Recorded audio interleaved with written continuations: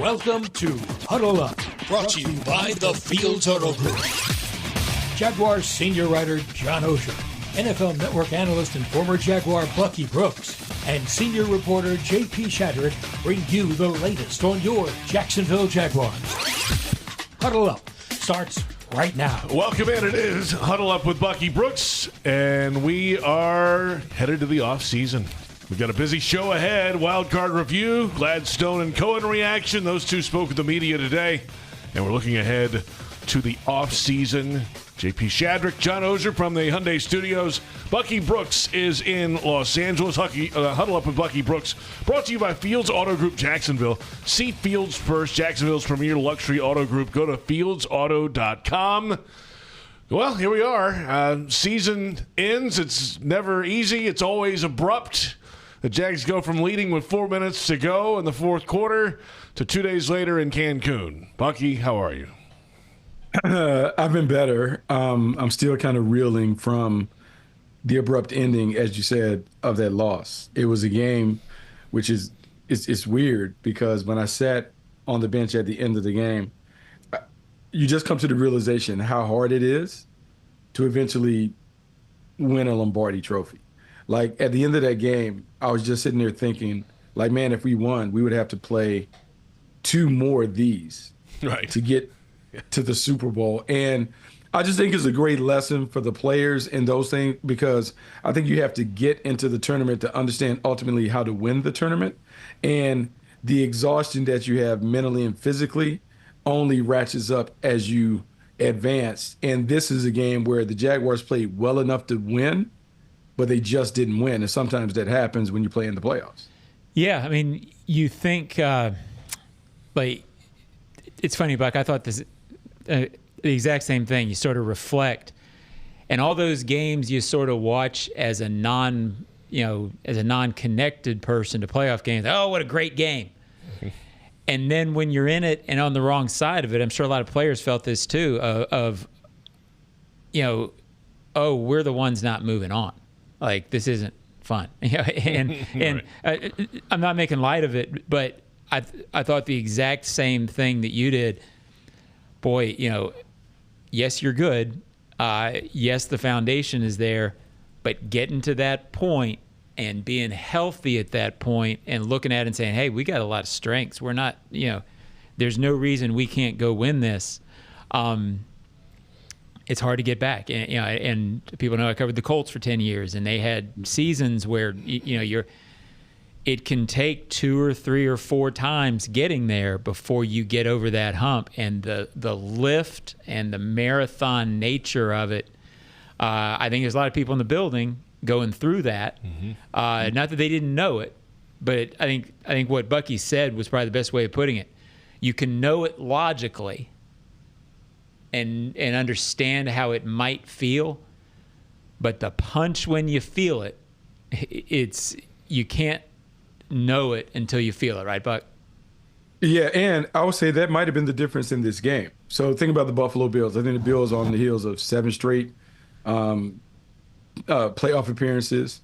That's a lot of playoff games to play in. And Sean McDermott has coached in a lot of those playoff games. And as much as we talk about winning the playoff game, really it is, how do you avoid losing those games? What are the things that you need to do to put yourself in the best position to win by avoiding the self-inflicted mistakes? And not that we had a bunch, but we certainly had more than we've had during that run at the end of the regular season. And a lot of times it's understanding how to manage the emotions, the pressure of the moment, all the different circumstances of a playoff environment. It's just completely different. And I know John and J.P., you guys are in the stadium. You can feel it. But at field level, playoff games are drastically different than the regular season. And it takes a while for you just as an analyst, as a player, as a coach, to get comfortable in that uncomfortable environment. Because I can tell you, people always talk about in the playoffs, don't look at the clock, don't scoreboard watch or whatever. But when you're in the second half and you start looking up and it's 5 minutes left in the third quarter and this is what the score is. Oh, we're in the fourth quarter, it's 10 minutes left. Oh, we just scored, it's 4 minutes. We're 4 minutes away from going all of those things that we can talk about, a process-oriented, don't look at the scoreboard, don't worry about the results.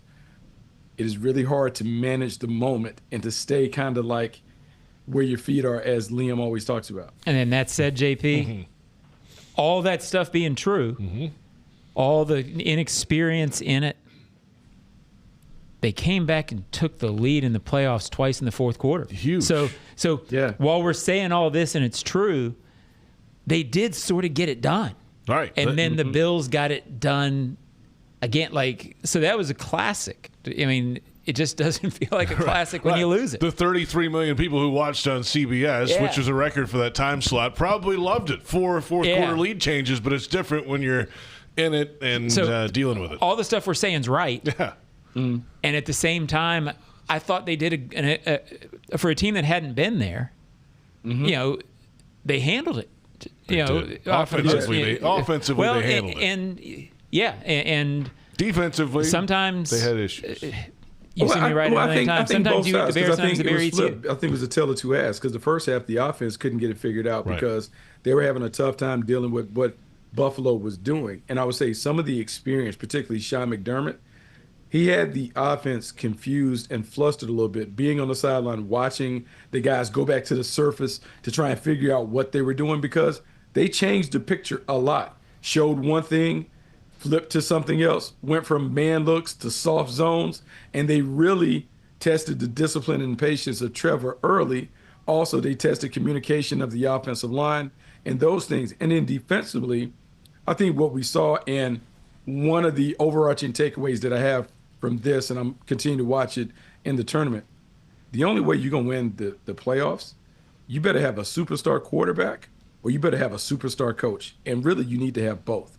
Because every team that I saw that was winning, the quarterback played at a superstar level when they needed him to play. And I'm not saying that Trevor didn't do that, but I do know, in watching Josh Allen and the heroics that they pulled off with maybe a lesser team, you better have an A-plus quarterback. And if you don't have that, you better have a brilliant mind on offense and defense on the staff to be able to match for it, because that's the only way you're doing it. If you don't have those elements, you don't have a chance in this league. I mean, look at what Josh Allen did. He doesn't have receivers. They lost another one. I mean, he's been doing it all year. They lost two. Kenny Davis and Terrell Shavers both popped the ACLs. And they're still doing it. He's still finding a way to get it done.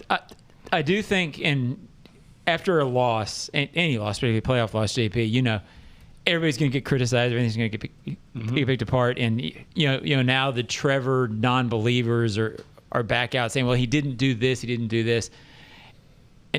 And I get that there were moments where he didn't look like he had looked in the last 8 games. But I tell you what I care about is the fact that whatever had happened in the first 2.5 quarters, whether you thought he played well or not, in the last 2.5 quarters, 2 drives, when you bring them all the way back and get it done, get in the end zone, however you do. And I get that he threw the pick with 1.5 minutes, but I will go through the offseason believing if the Bills score with 2:20 left, if Cooks takes it in and they can run their offense with 2:20 left, and timeouts, minimum they're kicking a field goal. A minute 5 is different than 2:20 with timeouts. And again, there was time to get it done. Don't get me wrong, but if they're running their offense late, I would have been the same way I would have sort of been stunned if the Bills hadn't scored to go ahead the way Josh Allen was playing. I sort of felt the same way about the Jaguars offense. Yeah, no, I think that's something to be learned. And I was listening to Josh Allen the week leading up to the game, and he talked about the reflection that he had from the year and how he realized that, hey, man, I just need to do the simple things better. I need to take the short stuff. I need to take the check down. I just need to make sure that we are always on schedule. And in this game, it's the first time in a long time that I saw him play what I would call a very conservative brand of ball, a boring brand of ball that allowed him to play at a superstar level. Because when we blitzed him, the ball came out quick, short. When we were doing different things, he took the check down. He stayed within the framework of the offense. And that is something that with him, you've always tested at, because he's never really wanted to be the most patient when it came to it. But look, tip your hat to him. It was a great game. He played well. They played well. It's just one of those games where someone had to lose, and we were just on the short end of the stick. Sometimes Hall of Famers beat you, JP. It happens from time to time. Yeah, that's why they have gold jackets, or he will at some point, the way he's playing. If you want customized Jags furniture for your home, check out zipchair.com and browse all customizable options. ZipChair Furniture for Fans. We'll return with a review of James Gladstone and Liam Cohen's meeting with the media today. The beginning of the offseason is here. It's Huddle Up with Bucky Brooks.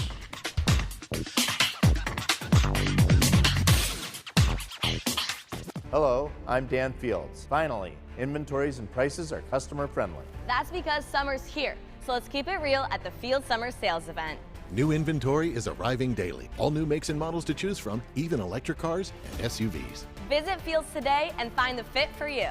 And get an incredible offer like this. For a limited time, get $3,000 off all Lexus TX350s in stock at Lexus of Jacksonville and Lexus of Orange Park. Hi, it's Sam Kavaris. You probably already know that Echo East Coast Transportation is the official transportation provider for the Jaguars. I've been a client for more than 30 years because they're from here, and like you, they've been Jaguar fans from the beginning. So for any prearranged transportation needs, call them at 904-631-5466 or find them online at ectjax.com and use the code SAM in the special instructions box for your 15% Jaguars discount. And if you want to talk Jaguars, they can do that too. The kick is up. It's good! Field goals for Firehouse Subs are back. That means when the Jags score from deep, you do too. Anytime the Jags score a field goal that's 40 yards or more, you can get a free medium sub with the purchase of any other medium sub online or in the app for 4 days following the game. So cheer on the Jags, watch for the big kicks, and get your buy one, get one free medium sub at participating Firehouse Subs throughout Jacksonville when you use the app. The hottest subs in Duval. See firehousesubs.com for offer terms. Huddle up, My Gate Rewards members. Football is back. Celebrate with the Duval Meal Deal at Gate. Right now, grab a personal pizza and any 20-ounce Coca-Cola soft drink for just $4.99. No matter what combo you choose, this meal's the perfect play. Happening now through January 5th, 2026. See store for details. A deal that's a victory for every fan.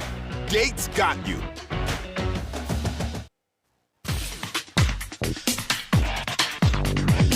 The fact that the timeline of just the scouting cycle remaining consistent up to this point, I'm in a very similar place that I was this time last year with the draft, with pro free agency.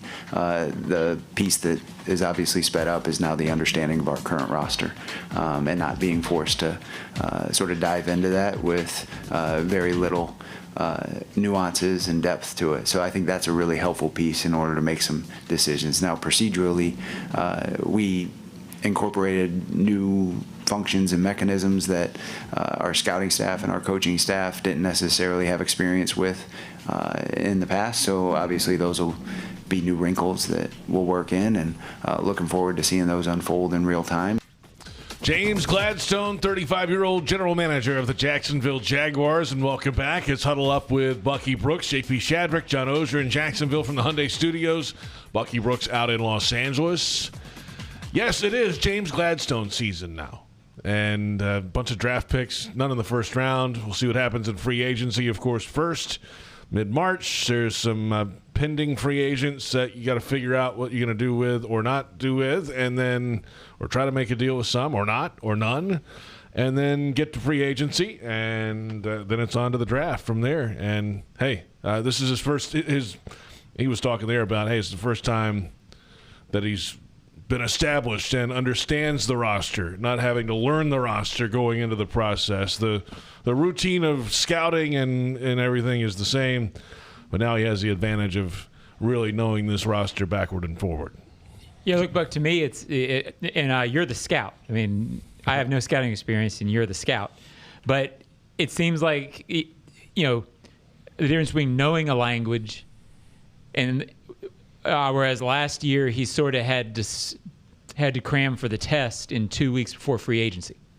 And I would think there's a huge difference in just countless times coming off the practice field this year. I'm sure him and Liam said, "Hey, what do you think of this corner? How does this fit?" There's no guesswork involved with the roster this offseason. No guesswork, because it's different looking at a team on film compared to coaching them and being around them daily. You understand the strengths and weaknesses of each player. You understand how they fit into the team puzzle. And you also have a point of reference when you're comparing the new guys potentially, whether it's the draft or free agents, to what we have on the roster. That compare-contrast process now becomes more vivid, because you know exactly what you're dealing with, and you also know what kind of holes that you must fill and what kind of people work in this environment. Because I think all of that is needed. Now that you have the team and you're a part of the team, you understand the inner workings in the team, and that allows you to make better decisions. I think, one area that I think they figured out on the fly, and again, it was interesting to hear James today talk about how he had said it, I think, late in training camp, how you build the team in the offseason, but the great teams continue to build during the season. And I think he was talking about adding Jacoby, but also figuring out this roster. We talked so much about the receiver position was a little different in January than it was in September. Yeah, you think? But I think this team knows, hey, for Trevor, we have to have precise route runners, and we need reliability, because he improves so much when he trusted everything around him. And I think for things like that, now you know exactly, hey, we need a running back who runs this style of offense. I think you can go get that. All these positions we're talking about, if you know specifics, maybe you don't need a first-round pick to go get them. Hey, we need this trait at wide receiver. We can find that in round 3. And I think that is where it'll help. It doesn't have to be one size fits all. Yeah, no, I think that is really, really true. It's a great point when you talk about just being around and understanding. I think also people have to understand when you talked about the scouting system and scouts. Before, he probably joined in midway in the process, and they operated using whatever Trent Baalke had established, grading system, all that other stuff, because it's too late in the game to kind of change up those things. So now last offseason, they were able to teach the scouts a new way of evaluating, a new way of grading, and those things. And so this will be the first entire cycle where everyone is speaking the same language. And so you understand the verbiage and how people are discussing and describing players within the framework of how the Jaguars now grade and operate. And that will make a difference, particularly when it comes to the draft and free agency. Everyone has now learned a new foreign language, and we all are fluent in it, so to make it easy. Does that become easier, Bucky, or does it also yield better results? I think it becomes depends, easier, and I think it yields better results. It yields better results because now everyone is viewing the game and players through the same set of eyes. We may have different opinions, but we understand what core characteristics we're looking for, what specific traits we want from each player. And then we also understand how to banter back and forth when we have to make these difficult decisions or we have debates over how guys are graded and where they should be placed on the board. Let's start with the number one priority, the pending free agents for the Jaguars. The number of players are out the door if nothing gets done, including that list on your screen. Bucky, any of those guys that have to come back, that need to come back for this team, or are they all going free? Are there any must-haves? If I have to use 2 gold stars to bring 2 people back, I would put a gold star on Travis Etienne, and I would put a gold star on Andrew Winger. The reason Travis is because he's been so good in this offense. We know exactly what it looks like, him as RB1 within this offense. Man, he is dynamite, and there's still so much more that he can do as the lead runner in this offense. And then the reason Dewey continues to be someone that I would want around is, man, he is so good just as a communicator. And I know people will talk about the talent or lack of talent and those things, but there's something to having a glue guy in the back end. And even though Antonio Johnson, tremendous growth this year, there's still something about having the trusted vet in the rotation that allows everything to operate smoothly in the back end. To me, I don't think he would cost a lot, but I think his value is tremendous in terms of what he brings to the team and to the secondary. Bucky, Travis Etienne might cost a lot. What are you willing to pay a running back? I mean, look, I'm willing to pay him going rate, even if we have to franchise him for another year. Bucky's got the gold star. The gold star is $14 million for the franchise tag. I mean, it's a year. I mean, he is really, really good in terms of what he was able to do for this offense. I think sometimes we can get cute with the running back and think that we can find guys, but we just saw what he does in this offense, and we saw the explosive plays, and we saw when he touches the ball consistently, he delivers. And look, let the game on Sunday show you, like him catching the ball out the backfield and making things happen, them running for, it seemed like 9-10 yards a clip when they had the balls in his hand, him and Tootin. I like Tootin. I don't know if I'm quite ready to say, hey, I want Tootin and LaQuint Allen to anchor the backfield. To me, there's still a little bit of a drop-off just in terms of the experience and the expertise at the position. Yeah, I think sometimes you can get caught up in what players don't do. And, again, I'm not sure Travis is the power runner or maybe there's some things he doesn't do. But what he's special at and what you saw a few times this year was even the play the other day on the reception he caught for a touchdown. The vision and awareness to turn that into a touchdown rather than a 7-yard gain, because there's no guarantee you're going to score if you don't score. Meaning, hey, it was a big play. We're at the 4. No guarantee you're getting in there. And he had 2 or 3 or 4 runs like that this year. San Francisco, remember, big run, and then his move during that was special. And he has that ability there to finish a big play. His vision's special. I think there is some inside running that they want to get out of the running back room that they really don't. I'm not sure they have yet between the tackles. Yeah. It wouldn't surprise me if they try to address that, but I'm not sure you have to address that at the expense of Travis. You follow me, Buck? And I'll say this. Yeah, I'll say this. I don't know if Travis is going to be valued at $14 million by anybody outside of the organization. I don't know if around the league people will view him as a $14 million running back. I love him. I love what he brings, and I know there have been comparisons in terms of statistically to Christian McCaffrey, but I don't know if he's going to carry that cachet.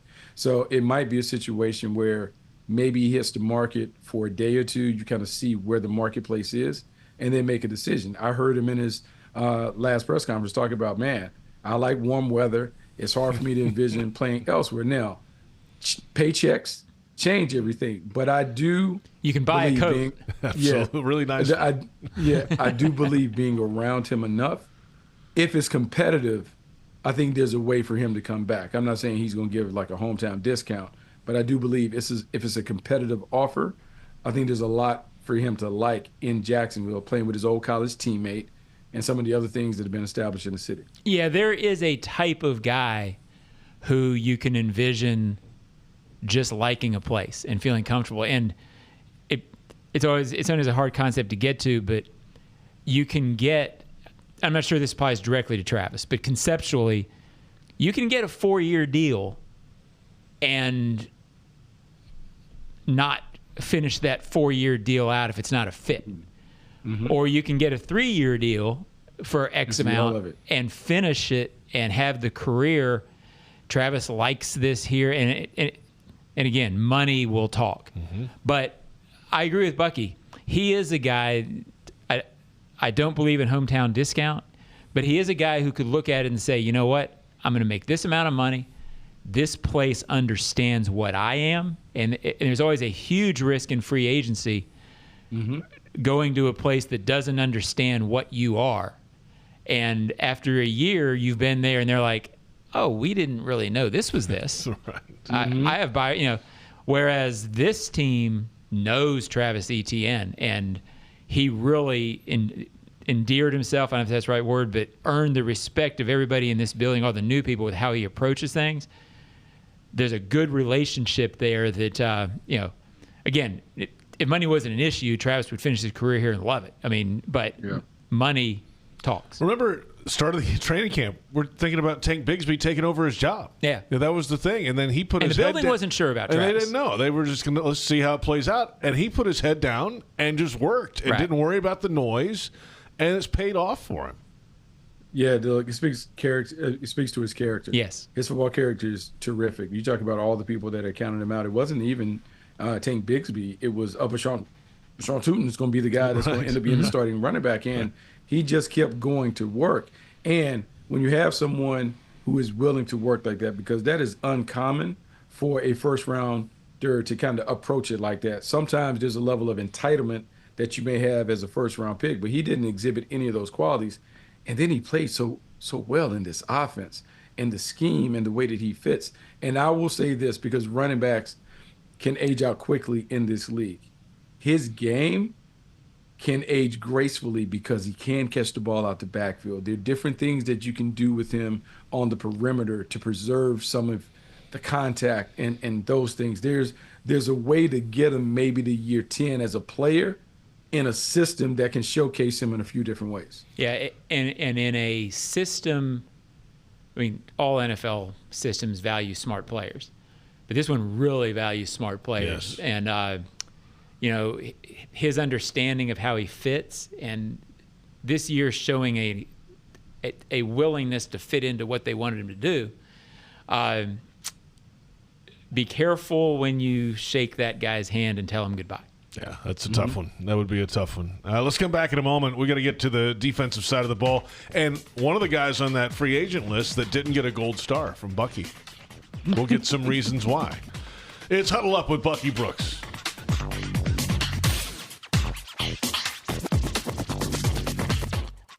Hello, I'm Dan Fields. For over 50 years, Fields Auto Group has been America's premier family-owned luxury auto group, selling the most iconic brands in the world.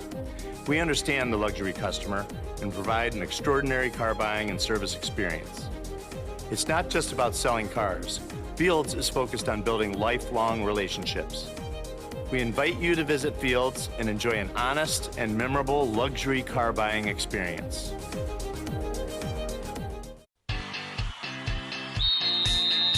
It's game time, Jaguars fans. This season, feed your fandom with the Jaguars sub from Publix, the official supermarket of your Jacksonville Jaguars. Wow. Sink your teeth into crispy chicken tenders, boar's head bacon, melted cheddar, sweet coleslaw, and smoky barbecue mayo, all stacked on a fresh white roll. Taste the hype only at Jacksonville Publix locations. Publix, where shopping is a pleasure. Renewal by Andersen is ringing in the new year with a happy renewal year sale. Buy one, get one, 40% off all replacement windows and doors. Plus, enjoy 0 down, 0 payments, and 0 interest for 1 year. Renewal by Andersen's Acclaim Impact windows are built for Florida, designed to help you save on energy bills while keeping your home comfortable year-round. Sale ends January 31st. Restrictions apply. Visit bestwindowsflorida.com to schedule your free in-home consultation. License number CGC 1527613. Renewal by Andersen, where comfort meets savings. Watch the game, host your crew, or just unwind at BC Grill and Patio at Sheridan Jacksonville, part of the Marriott family of hotels. Enjoy craft cocktails, tasty bites, and indoor-outdoor seating perfect for watch parties, happy hours, and events. Mention this radio ad for 10% off food and drinks. Visit SheridanJacksonville.com or call 904-564-4772.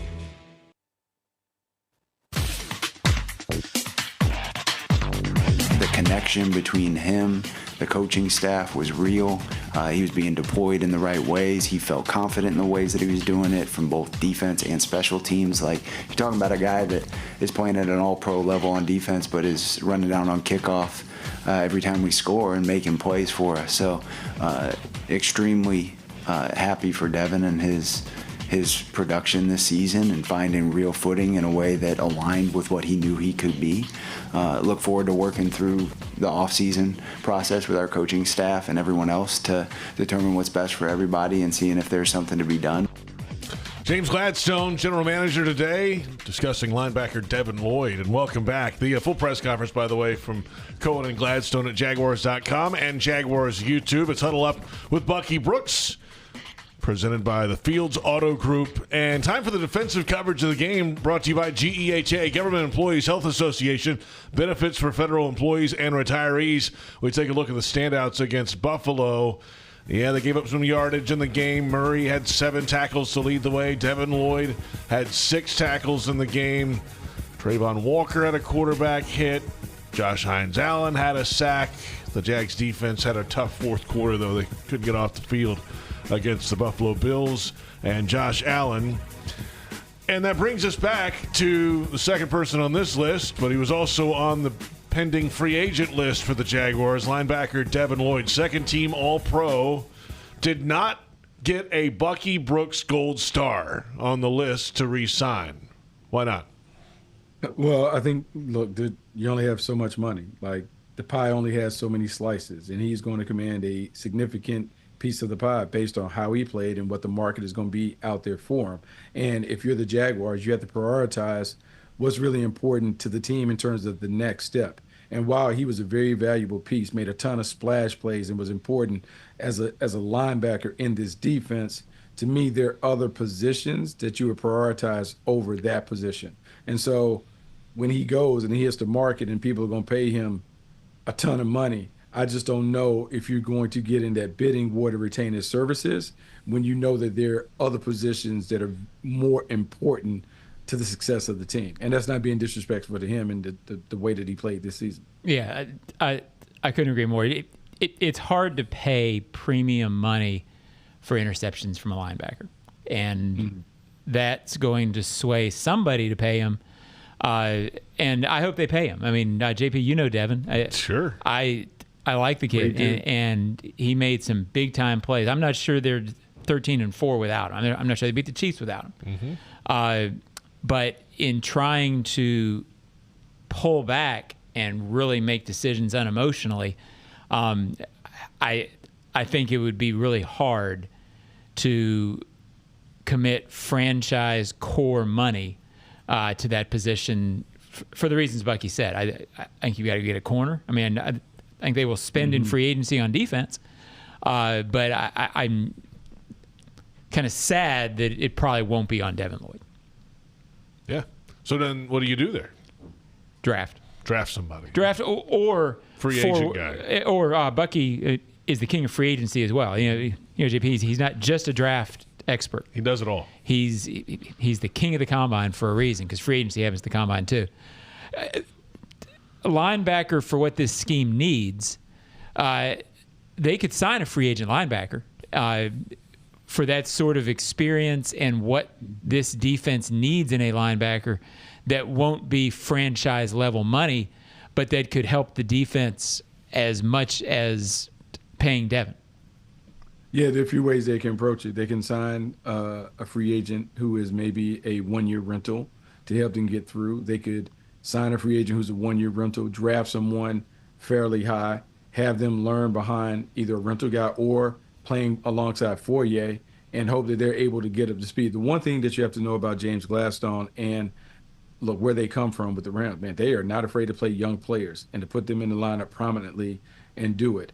And John will understand this, having worked and been around Bill Polian a lot. Here's the thing when it comes to the defense.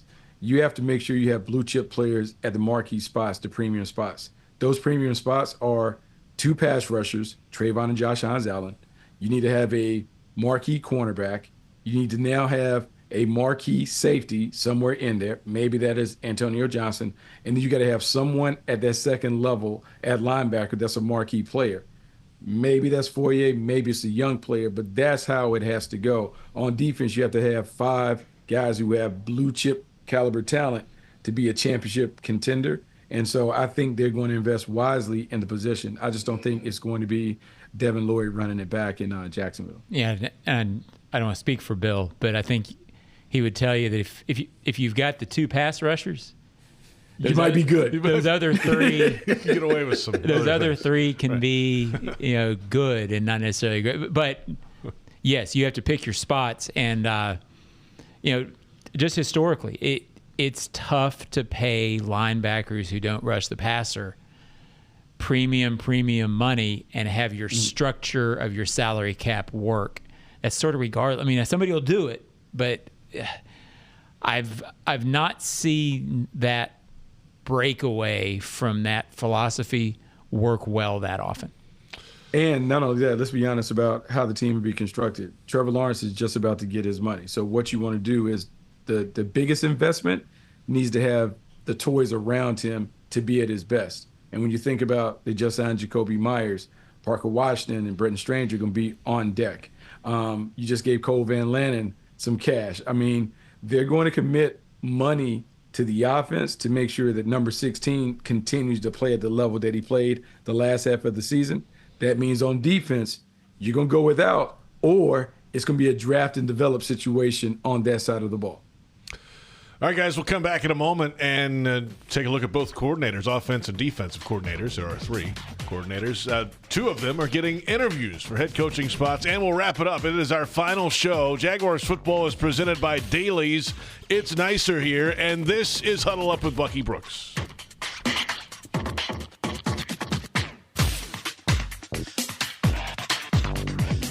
Hello, I'm Dan Fields. Finally, inventories and prices are customer friendly. That's because summer's here, so let's keep it real at the Field Summer Sales Event. We have vehicles on the ground and ready to go. All new makes and models to choose from, even electric cars and SUVs. Stop searching for your next luxury vehicle and see Fields first. And get an incredible offer like this. Right now, save up to $10,000 on remaining new 2024 Porsche models in stock at Porsche Jacksonville. Go to PorscheJacksonville.com. What's the best part about lawn care during the winter? You can give it a rest. Lawns only need watering up to once a week. Really, that's it. Using less water means you're saving time and money that you can put towards something else. Before you run your sprinklers, remember, give it a rest and only water up to once a week. For more information, visit waterlessflorida.com. Before you break ground on any project, make sure to call 811 before you dig. Sunshine 811 is a free service to have underground utility lines marked before digging. For projects of all sizes, creating a game plan can save you time and money. Skipping the call could mean accidentally hitting underground utility lines, which can lead to injuries, expensive repairs, fines, and even service outages in your neighborhood. Let's keep everyone safe. Dial or click ahead. Find out more at peoplesgas.com/811. Hi, it's Sam Kavaris. You might know that Echo East Coast Transportation is the official transportation provider of the Jaguars. I've been a client of theirs for more than 30 years because they're from here and they're Jaguar fans too. So if you're looking for prearranged transportation, from the simple to the complex, call them at 904-631-5466 or find them online at ectjax.com and use the code SAM in the special instructions box for your 15% Jaguars discount. And if you want to talk Jaguars, they can do that too.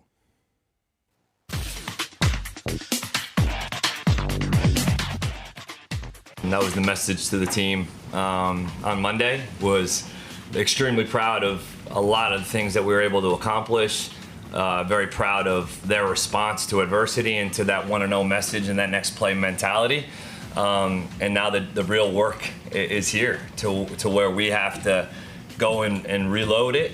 We're not going to just stand here and say, man, we're just going to redo it all with all the same, because I got us 13 wins and knocked out of the playoffs in the first round. So clearly was not good enough for the full end of the season standard. But 31 other teams were having a similar conversation. Liam Cohen earlier today. Welcome back. It's Huddle Up with Bucky Brooks, brought to you by Fields Auto Group Jacksonville. See Fields first. Jacksonville's premier luxury auto group. Go to fieldsauto.com. Our final show before a small hiatus. We'll be back 2 weeks after the Super Bowl. John Oehser, yes. I have a question for the coach, Coach Buck. I think the Jaguars coaches will be off. It sounded from what Liam said mid-February, right? Yeah. And I personally think that's a pretty good idea. I mean, it's and the devastating gut punch. I think in a few weeks you'll be back ready to go. But it's hard. I mean, it's even hard for us to do these shows and have sort of the same energy. I mean, it's a little longer than I've heard and been around. Not significant. I mean, it's not a big deal, but I'm wondering if you think it's a good idea. Just get away and come back ready to go, man. Yeah, no, I love it. And I think this is how the Rams have operated. This is how some new age thinking programs operate, where you want to be rested, man. There's no need to be in the office just for the sake of being in the office. Let people get away, recharge, reflect, reset, come back, refocus on being able to get it done next year. This is terrific because I think there are going to be changes to the way that they operate around the combine and those things. Yeah, there's plenty of time to worry about next year. This is a great time to have some vacation, to get away from it, because you guys know, because you're around the building, man, they put in some long hours over the course of the regular season. And at some point, you want to reward them for all their hard work during the regular season. I will let the king of downtime go next, J.P. Shad. You pointing at me? I'm not going to give it back to him. I'll tell you that. Always take advantage. I mean, I'll take that as a compliment, actually. There are a couple of coordinators getting interviews. Grant Udinski speaking with the Cleveland Browns, and there's reports that he's one of the favorites to get the gig now. And Thirsty Bucky, see that? And then Thirsty Bucky. And then Anthony Campanelli is going to speak with the Miami Dolphins. Chances, Bucky, that either one of these guys are gone. No, I mean, I think the chances are real, particularly for Grant Udinski, because everybody is fascinated with the offensive mind and the offensive coordinator. And you think about the tree that continues to grow, an extension of the McVay-Shanahan tree, what the work displayed in terms of his work with Trevor Lawrence, how this offense looked, and the reputation. Anyone that has been around Grant talks about the brilliant mind, the attention to detail, the innovation, the imagination that he brings to the thing. He's going to get a lot of love. I would think that he's going to interview well, and if you can put an infrastructure around him that allows him to grow into the job, yeah, I can see it being very enticing, not only for Cleveland, but for some of the other openings that are available around the league. Yeah, it's I don't know if people outside the building necessarily understood how much he did with Trevor Lawrence and how much respect there is for him in the building. Conventional wisdom would say that at that age, maybe a year or two away.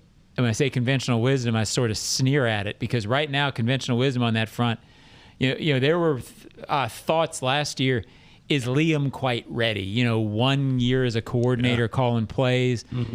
Are you hiring him a year or two ahead? There's been talk like that about other coaches around the league. At this point, I don't think the league's thinking that way anymore. I mean, look, we can go get Grant Udinski. Last year, the Jaguars, I think some of their thinking was, okay, we could wait a year, but we're not going to be hiring in a year. And then all of a sudden we let this guy go that our gut feeling around the organization last year was Liam's the guy.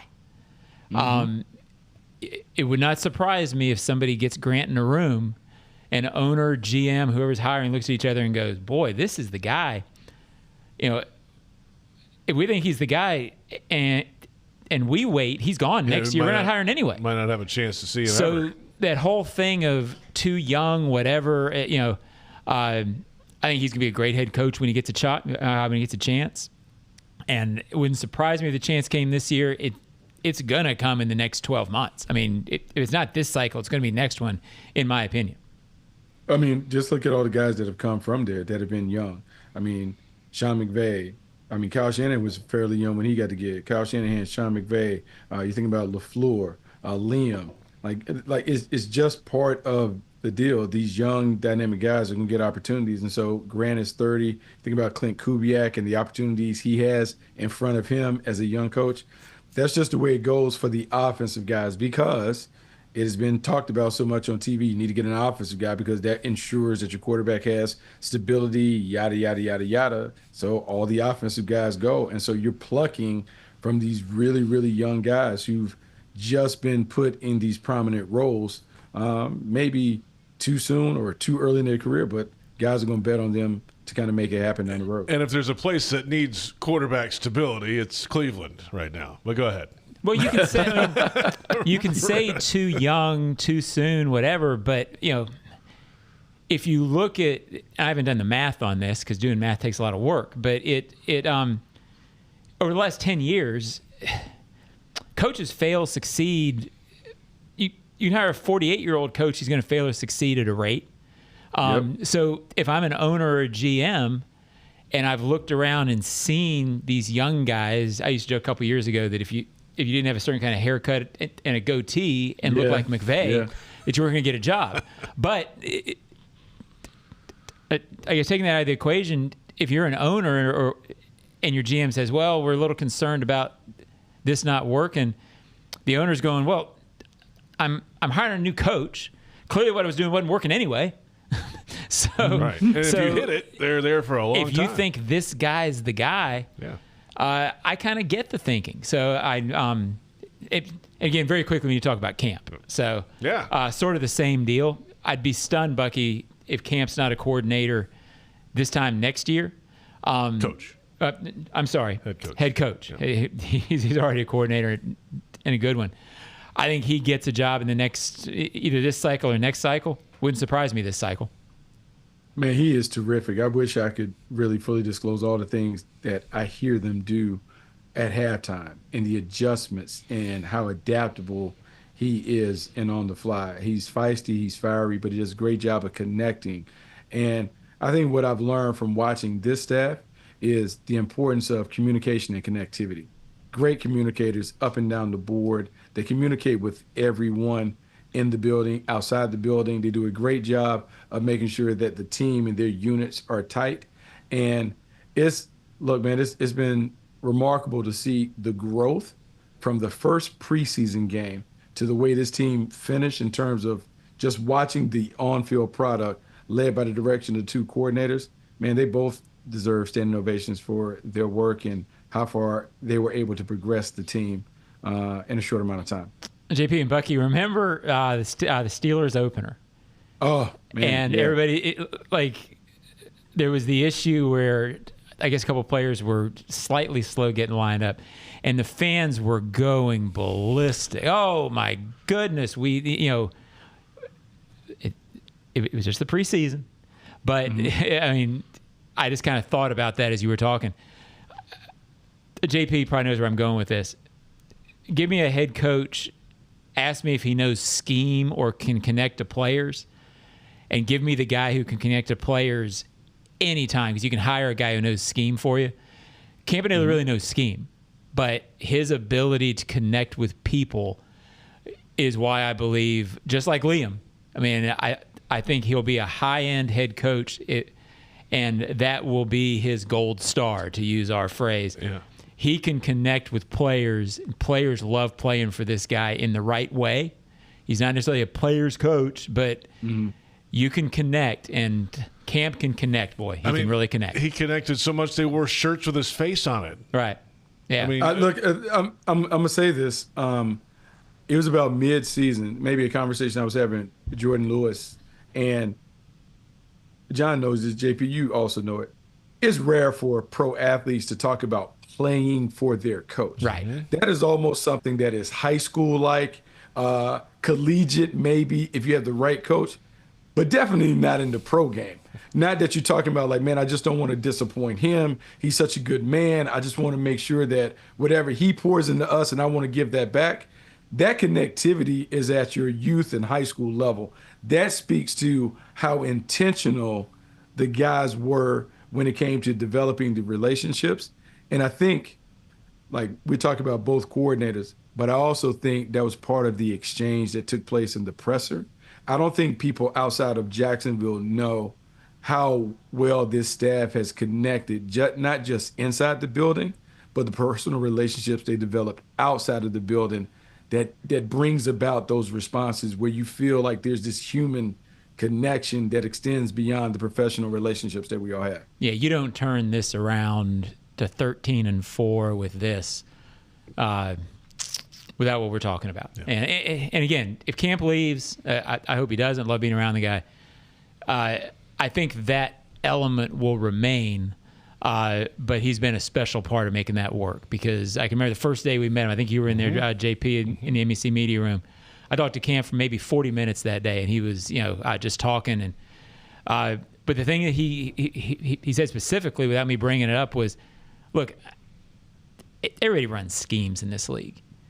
You've got to make sure that these guys know you care about them. And he went on a little bit more, and that was first and foremost. And it was that way all year. And credit to this staff and him for making that work. Paid dividends for sure for the Jaguars.